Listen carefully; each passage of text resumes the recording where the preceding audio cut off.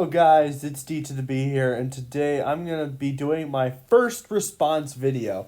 Now I've been considering responding to this guy for a while, because last year, or 2020, I can't remember exactly when I first saw the video, I saw this video by a small YouTuber called Kylo Ren. It was called Why Rey is a Good Character.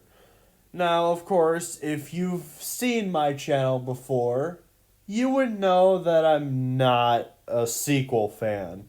And I like the original and the prequel trilogy when it comes to what Disney calls the Skywalker saga, or as it should be, the complete saga. And there are so many arguments that have been made why the sequel trilogy sucks, especially with the case of the terrible character known as Rey. Now, this video is terrible. It is a terribly constructed video with terrible points and arguments, and the video is way gosh darn too short. And I just cringed every single time I had to watch this video, especially when I had to record it. So let's respond to this idiot, starting now. Hello my friends, this is your Supreme Leader Kylo Ren. And in today's video, we're going to talk about why Rey is a good character in Star Wars. And I'm D to the B. I'm going to be debunking his points. Man, and I thought Cosmonaut was a complete idiot. Which, of course, he still is. In other words, the sequel trilogy. So, what are the reasons why Rey is a good character? On to reason number one. She is interesting. Do you have evidence to this point? Like, are you going to pull clips from the movie to prove your point? Now, there's going to be a lot of people out there saying, oh no, but she isn't. She's a boring-ass character. She has zero personality, no backstory. Well, ladies and gentlemen, I have news for you. She actually does have an interesting character. I love the fact that they started her off from being a scavenger all the way to becoming a Jedi. And I say that's actually pretty cool. And that's a no. Of course. But granted, if he did pull any clips from the films, he wouldn't really have an argument, because the film itself debunks him immediately. And yes, they did do that in the films, but the problem is they did it in the stupidest way possible. And yes, Rey is a very boring character. Even in The Force Awakens, I didn't like her that much. Like, for someone who used to like The Force Awakens, I never found her interesting. I thought she was a meh character. I was more interested in Finn because he was new and original. And interesting backstory. Not really. Like, oh my gosh, her story is so messed up. And not in the ways like, wow, that's so messed up, but the movie's still good. No, it's messed up because the movies are terrible. Like, so we started off as a scavenger girl who has the abilities of the Force, and we expect that she has Force-sensitive parents, but then Last Jedi is like, no, she doesn't have Force-sensitive parents, which technically could have worked. There were Force users that weren't Force-sensitive at all. Let's bring up an example like Anakin Skywalker. His mom was not Force sensitive. But granted, that might be different since he is the chosen one. And unless if I missed a detail when I was listening to the book, it doesn't seem that Palpatine's parents were Force sensitive either in the novel Darth Plagueis the Wise. But going back to Rey, then because Last Jedi was a complete disaster, J.J. Abrams decides to retcon the fact that Rey is a nobody and makes her a Palpatine. This shows you that Disney did not have a plan making this trilogy. And we know it is the bottom line fact because we have this recording from the actress who plays Rey herself, Daisy Ridley, confirming that they did not have a plan and they had multiple considerations. Roll the clip. Have you been keeping Rey's secret from the beginning? Did you know about the parentage? Like, tell me about that journey of when you found out. No. At the beginning, there was toying with like an Obi-Wan connection, and then it really went, there were like different versions, and then it really went to that she was no one. And then it came to episode 9, and JJ pitched me the film and was like, oh yeah, Palpatine's granddaddy. And I was like, awesome. And then 2 weeks later, he was like, oh, we're not sure. So it kept changing. So then even I was filming, and I wasn't sure what the answer was going to be. Now that is a mic drop moment. But unfortunately, our battle is not done with this awful video. Let's go back to the awful video itself. And before we let that happen, I'll say the Kenobi thing would have been less awkward, unlike the Palpatine thing. Seeing her grow in each movie is just like a privilege, you know? Well, until you get to number 9 and then like, oh no, it's like a big disaster and stuff. But regardless, Rey being a Palpatine, I'm still fine with that as well. Whether you agree with me or not, I still think Rey is still an interesting character, just like Kylo Ren. First of all, ew, that was one of the worst parts in the sequel trilogy, thinking that Rey is Palpatine's granddaughter. If it was great-granddaughter, I could buy it and I would let it slide a bit, but the fact that they had her as her granddaughter, you gotta see the issues with this. That's just kind of messed up. And then also, too, Kylo Ren is a terrible character, too. He is annoying. He whines too much. He cries too much. He's had his butt kicked by a girl 3 times. Even though he has the upper advantage since he was trained by Luke frickin' Skywalker, son of the Chosen One, the one to bring balance to the Force.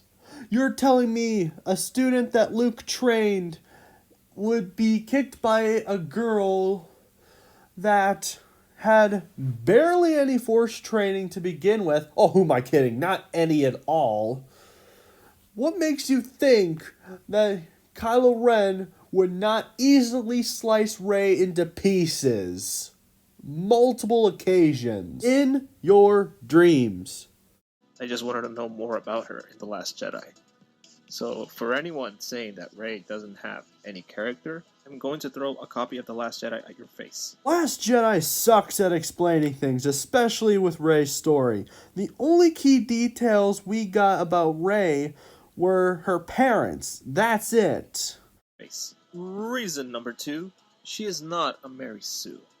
Now, this one's a big one right here. If you have watched the sequel trilogy, you know of a fact that Rey is not a Mary Sue. Because it's just a matter of common sense that not all characters in Star Wars are perfect or Mary Sue. Some characters actually have their flaws too. We have seen major characters like Anakin Skywalker, Obi-Wan Kenobi, Mace Windu make mistakes and learn when building up their character, you know? Okay. Let me explain why he's wrong. Yes, Rey is a Mary Sue. And how dare you compare Rey to the most greatest characters in Star Wars? Luke, Anakin, Obi-Wan, Mace Windu. All those characters who had to struggle, where Rey didn't. Why don't we compare her to the Chosen One, Anakin Skywalker? So, let's go between Rey's and Anakin's struggles. We might as well start at the beginning. So Anakin was a slave boy on the planet of Tatooine, and he was abducted into the Jedi Order. But of course, the Jedi were not for him until Qui-Gon said he would take him as his apprentice. But unfortunately, Qui-Gon Jinn died, so Obi-Wan had to keep the promise that Qui-Gon had and train Anakin himself. Now, Anakin has been shown to be a very flawed character throughout the prequel trilogy, especially when it comes to Attack of the Clones. In Attack of the Clones, when we first see Anakin trying to protect Padme being assassinated, he lost his lightsaber the first time, where Obi-Wan had to remind him the lightsaber is the Jedi's weapon. You have to keep it by you with all sides. Then, to the point a bit later in the film, where he loses his lightsaber after the machinery destroys it. And then the fact that Anakin had his arm dismembered in the fight between him and Dooku. And then we get to Revenge of the Sith, where yes, Anakin did beat Dooku, but he had to struggle to resist the power of the dark side, which he fails, and then during his final battle with Obi-Wan on Mustafar, he loses all of his limbs except the robotic one and burns in the lava, and then has to be in a metal suit to keep himself alive. And then if you consider the expanded universe canon, Darth Vader couldn't defeat Sidious on his own, so he had to get an apprentice, which of course is my favorite Star Wars character besides the Dark Lord himself, Vader, Starkiller. He had Starkiller try to help him until where his plan went in complete shambles to help kill Palpatine, which of course, again, until the plan completely failed, he had to betray him. Then Starkiller ended up betraying him. And yeah, same thing with his clone. Now let's do Obi-Wan and Rey, where apparently Rey was supposed to be the granddaughter of Obi-Wan Kenobi. Alright, let's get into that. So, let's start with Obi-Wan's struggles. Obi-Wan is also a very flawed character who had to go through a lot.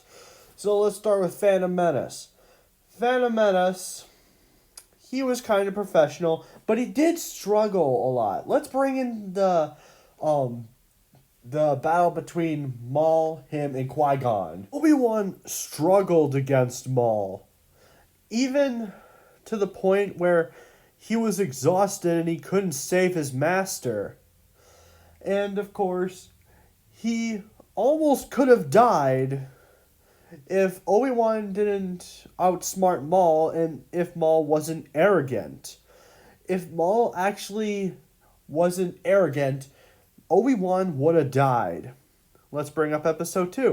When he faces Count Dooku in the final battle, he is easily taken out, where then Anakin has to save him, which of course Anakin gets wounded himself, and then Yoda has to save them both, because Yoda is the master of Dooku and the master of the Jedi Council. And then Revenge of the Sith. Oh my gosh, there was so much struggle with him in that film. So, first you had the Dooku fight, where, of course, he was knocked out by Dooku. Then you had the fight between Grievous, where he lost his lightsaber, and he had to fight without it and try to survive against Grievous. If it wasn't for him thinking cleverly and that blaster being there, do you think Obi-Wan would have survived Grievous? No. No, he would have died by Grievous. He would have fell off the edge, and that would be the end of the story. And then let's get into Anakin versus Obi-Wan. Obi-Wan had struggled with that fight. Now, yes, Obi-Wan is a bit more strategized than Anakin, but Anakin is the frickin' chosen one. The fact that Obi-Wan was able to withstand the power of the chosen one and defeat him has got to earn immediate respect, because Anakin was powerful. Now, the only reason Obi-Wan can barely combat Anakin with almost losing his life is because Obi-Wan knew Anakin's strategies. He knows his combat because he trained him. And also, he raised Anakin like a son. So of course he's gonna know all these things. Now let's get into Mace Windu versus Rey. Now, Mace Windu isn't really that much of a big story on the saga, but we did get some struggle from him in the movies. So there was Attack of the Clones, which was an automatic struggle for every single Jedi in that movie, with all those droids that were able to overpower them, because even though useless things in the Skywalker saga or the complete saga, when there is a big amount of them like there were in Attack the Clones, you could see all those Jedi struggling, especially Mace Windu. Now let's get into Revenge of the Sith. Mace Windu did kind of struggle to keep up with Palpatine, and even to the point where Anakin frickin' Skywalker cut off his hand and was thrown out a window. And I'm going to throw this out there. No, I'm not one of the people who thinks that you should bring Mace Windu back from the dead. There is no way he would survive that. I'm just going to throw that out there. I'm sorry. As much as I like my boy Mace Windu, there's no way. Anyway, let's get into Luke Skywalker. Now, Luke is a very interesting case to take on Rey because, unlike Rey, throughout the entire sequel trilogy, Luke actually had training from the start. Luke had some form of lightsaber training, and then he learned more lightsaber training in Empire Strikes Back, which wasn't enough to defeat Vader and had his hand cut off. And the fact that Luke was lucky to beat Vader. Now, this is because Vader was holding back. Because if Vader wasn't holding back, no, Luke Skywalker would have surely died. That is a bottom line fact. Now, let's get into Rey. So, she is a simple scavenger girl. She manages to beat up 2 guys. She manages to fly the Millennium Falcon on her own without any formal training on that ship. And she is able to defeat Kylo Ren on day 1 of her holding a lightsaber, even though, unlike Luke, she didn't have any semblance of holding a lightsaber.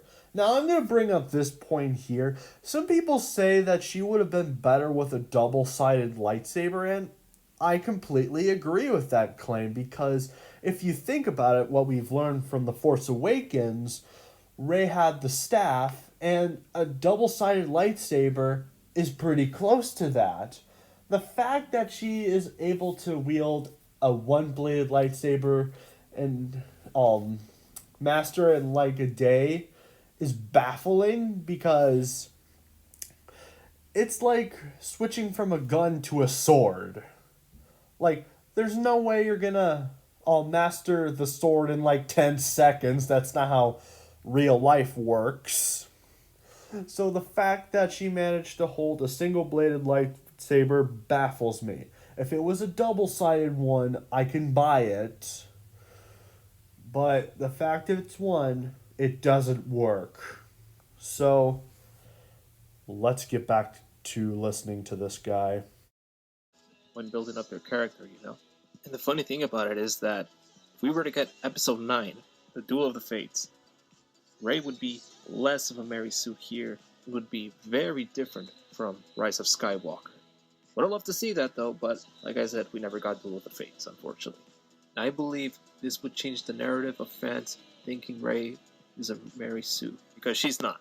And if you don't believe me, the movies are right there to watch. Now, this is where I'm gonna kinda agree with him, but disagree with him at the same time. Now, yes, Duel of the Fates, what I have heard, was a better episode 9 than Rise of Skywalker.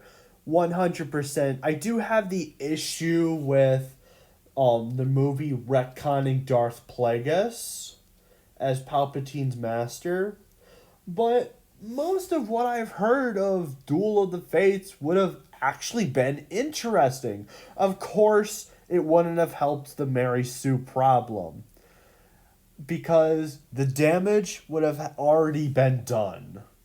The damage to the sequel trilogy would have been done.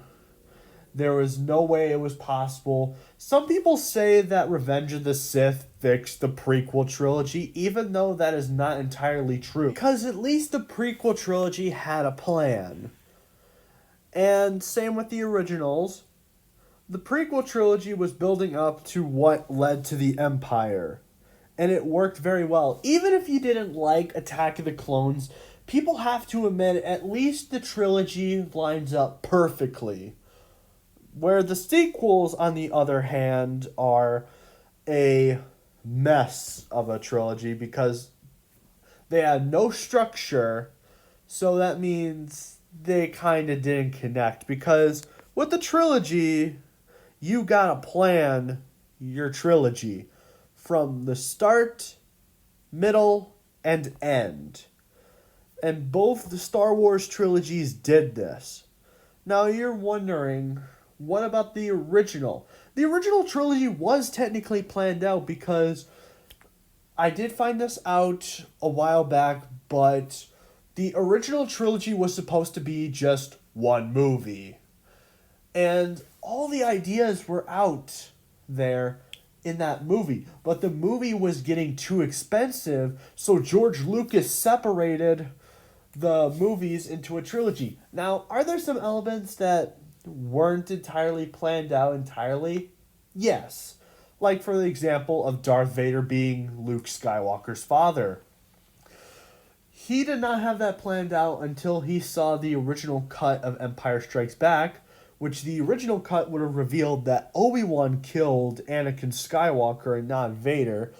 But the original cut was such a disaster, Lucas changed it where Vader would say, "I am your father," and Empire became a smashing hit. Same thing with the sibling thing. Originally, Lucas's sequel trilogy was Luke was going to go looking for his long-lost sister, and this is way before Lucas decided to just cancel that idea and just make Leia his sister.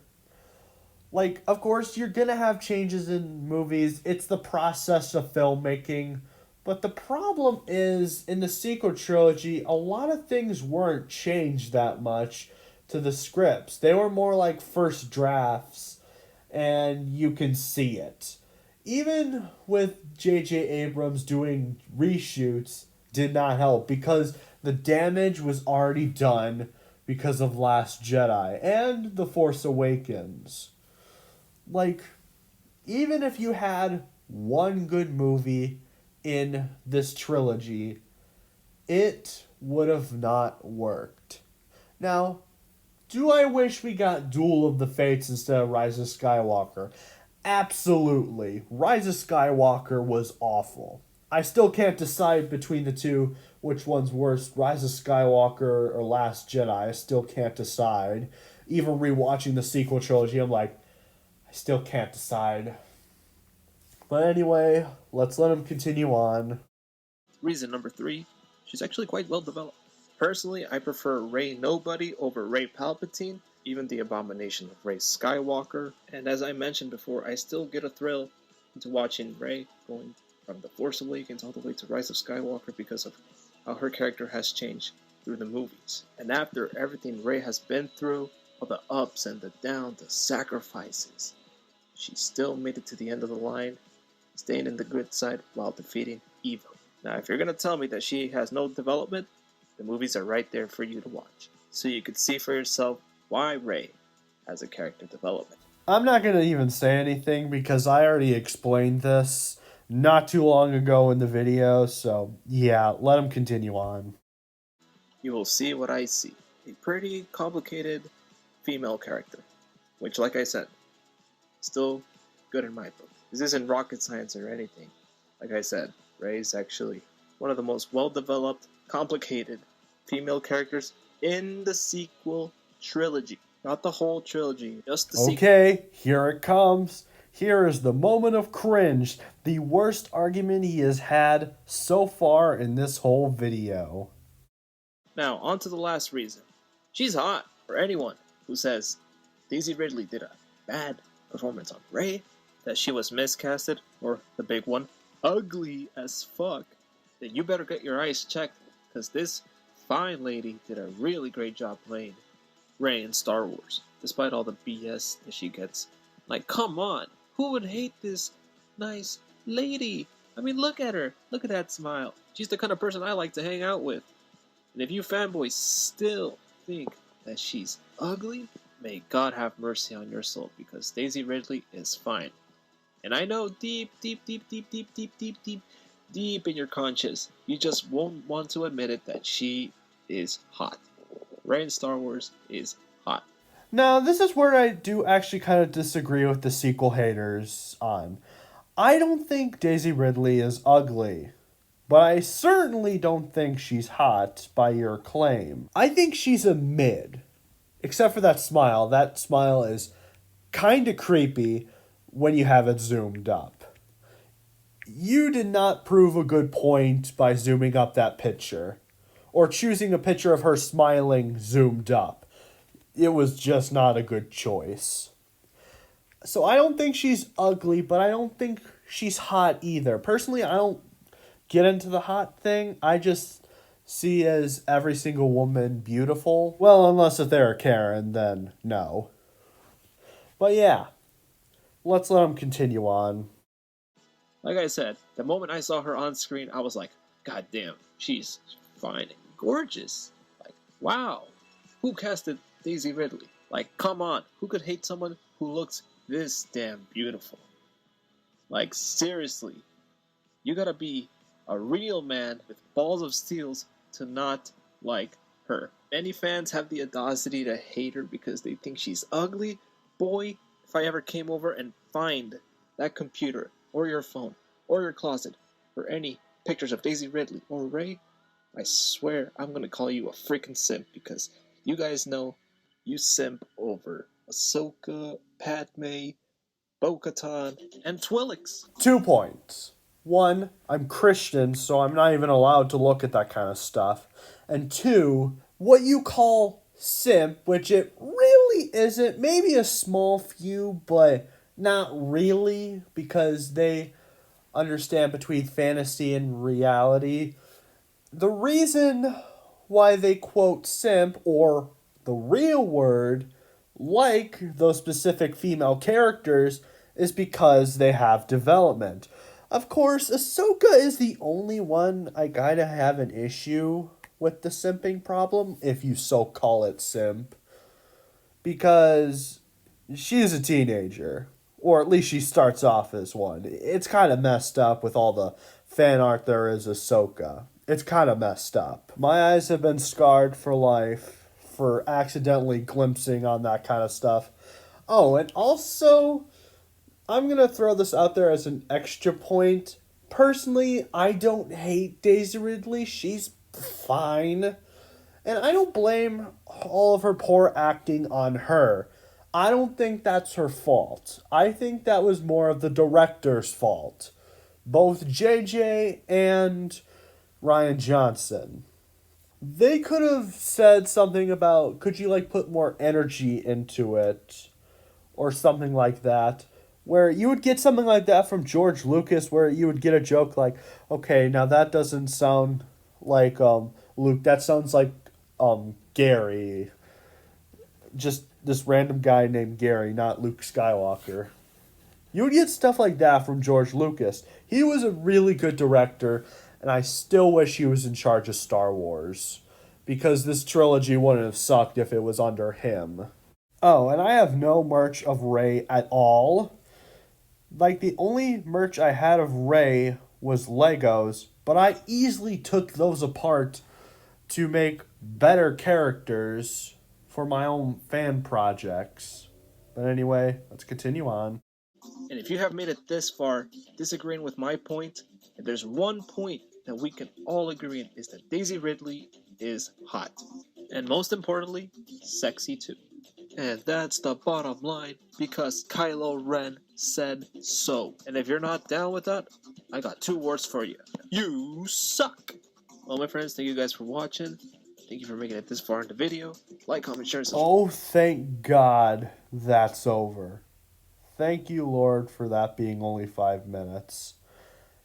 This was a poorly constructed video, dude. You can have whatever opinion you want, even liking terrible movies like the sequels. Trust me, there have been plenty of bad movies that I have liked. I like Michael Bay's Transformers, which is the most hated thing in fan culture ever. Well, besides the sequel trilogy. And I used to like The Force Awakens until I rewatched the trilogy and realized it sucked. You can like bad movies, it's just, You don't have to be a jerk about it. Like, the point that you said you suck shows you what kind of person you are.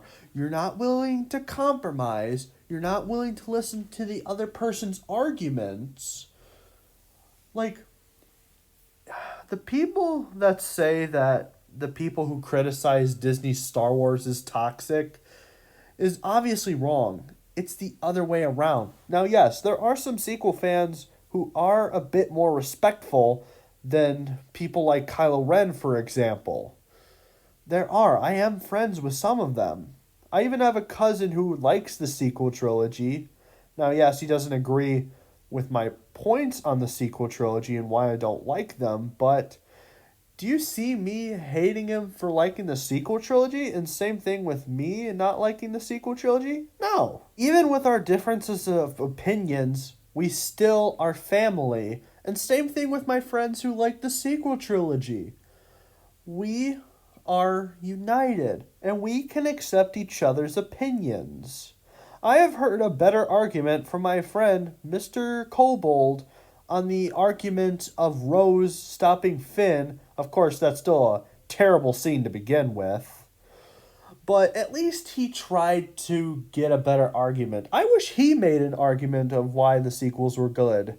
He would have actually made a decent point. Maybe. He has to be better than this idiot. But what are you going to do? Some people are going to remain dumb, and you can't do anything about it. Kylo Ren, if you respond back to this video, don't think I'm going to chicken out for responding to you again. I will respond back to you. Because I am not a coward. Do I see you responding back to this video? No, of course not. I don't see you doing response back to me, but I'm prepared for the day if it does happen. Anyway, I hope you liked today's video. If you liked the video, please like it, comment, subscribe, and hit notifications. And this is D to the B, signing off.